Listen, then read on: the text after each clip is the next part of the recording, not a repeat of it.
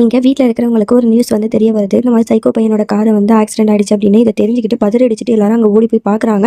நல்ல வேளை நம்மளோட சைக்கோ பையனுக்கு எதுவும் ஆகல. அவன் நல்லா தான் இருக்கான். கார் மட்டும் தான் வந்து இதாயிருக்கு. அவன வந்து யாரோ துப்பாக்கியால சுட முயற்சி பண்ணியிருக்காங்க. அது வேற யாரும் இல்ல, நம்மளோட சூரஜ் தான். பட் அவன் யாரா இருந்தாலும் சரி அவன கண்டுபிடிங்க அப்படின்னு சொல்லிட்டு அப்பங்காரன் வந்து மிரட்டிட்டு இருக்கான். அப்போ வந்து சைக்கோ பையன் நம்ம ஹீரோயின வந்து அப்படியே கைய பிடிச்சு இழுத்துட்டு போறான். என்னடி என்ன நினைச்சிட்டு இருக்க? இதெல்லாம் உன்னோட பிளானா? உன்ன நானும் என் குடும்பமும் குடும்பப்படுத்துறோங்கிறதுக்காக வேற ஆளு வச்சு நீ என்ன கொலை பண்ண பார்க்குறியா? அப்படி இப்படின்னு சொல்லிட்டு வாய்க்கு வந்தபடி பேசிட்டு இருக்கான். என்னங்க இப்படி சொல்றீங்க? நான் உங்கள எவ்வளவு விரும்புறேன் தெரியுமா? நான் எப்படிங்க உங்கள வந்து கொலை பண்ண நினைப்பேன்? நீங்க என்னோட புருஷங்க அப்படிங்கிற மாதிரி அவ எவ்வளவுதான் எமோஷனலா பேசுறா.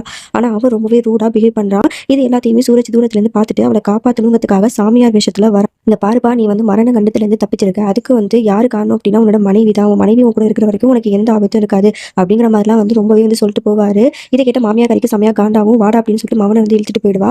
உடனே வந்து இவளுக்கு டவுட் வரும். இது வந்து யாரோ மாதிரி இருக்கு, இது வந்து சூரஜ் தானே, அவன் தான் அப்படி மாறு வேஷம் போட்டு வந்திருக்கானா அப்படின்னு சொல்லிட்டு கோவப்பட்டு அவனை பார்க்கறதுக்கு போறா. இதுக்கப்புறம் என்ன நடந்துச்சுன்னு தெரிஞ்சுக்கணுமா? கீழே வந்து லிங்க் கொடுத்துருக்கேன், கிளிக் பண்ணி பாருங்க.